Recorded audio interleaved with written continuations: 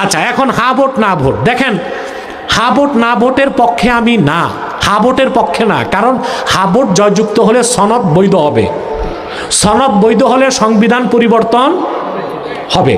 এখন সংবিধান পরিবর্তন হইলে আমার মাথা ব্যথা কেন, প্রশ্ন আসে না? কথা বলে না। আরে ভাই, 1977 সালে প্রেসিডেন্ট জিয়াউর রহমান হা ভোট করছিল 30শে মে 1977। 19 দফা দাবির পক্ষে তিনি গণভোট করেছিলেন।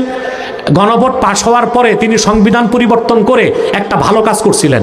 সংবিধানে লিখছিলেন বিসমিল্লাহির রহমানির রহিম, আর লিখছিলেন রাষ্ট্রের, বাংলাদেশের রাষ্ট্রের মূল নীতি মহান আল্লাহর প্রতি আস্থা ও বিশ্বাস।